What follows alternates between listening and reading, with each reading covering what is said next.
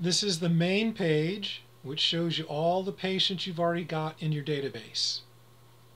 You'll notice if you hover your mouse over any link, it tells you what that link gives you access to. For example, behind this you can modify the approval letter that we automatically print for you. You can customize it for your own needs. And you can also download default patient forms. We have collected examples of all the different forms you need to comply with medical board guidelines. That's what the complete flag here is about. It tells you if that patient's data is up to date and complies with medical board guidelines. So you'll notice you can also hover over any column heading and it will tell you more about that column. And you can also click on any column heading, just about any column heading, and sort by that column. Click it a second time and it sorts in descending order. Over here we can clear the sort and go back to sorting by name. If you've got more than 20 records, you'll be able to page through those records at the bottom right hand corner of your screen. And now I'll show you how to find records. There's a really quick and easy find. It'll search the names and the driver's license or the ID number and return all records that match that. So now we'll try a JOH. And if you want to clear the sort criteria, you just click on Show All Patients.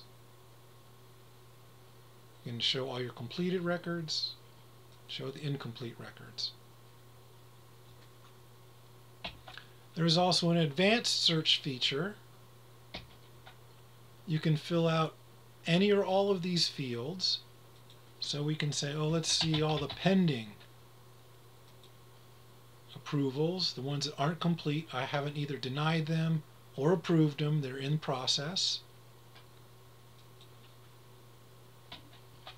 Or let's see, who visited on this day? Who was the first, who came in on that day for the first time? You can fill out any multiple fields here and return records that match those multiple fields.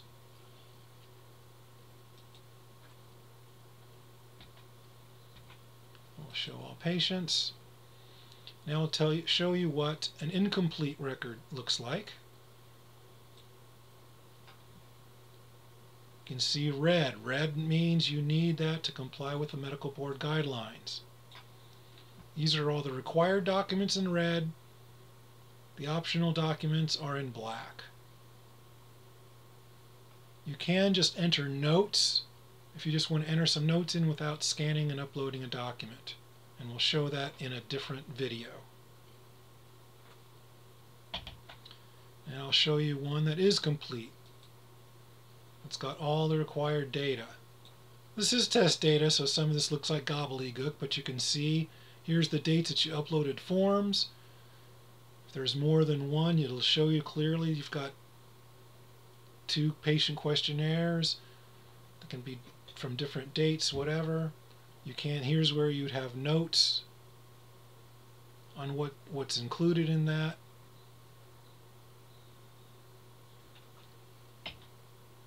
So for example, a medical record could be anything that came from their primary care physician. Diagnosis, whatever.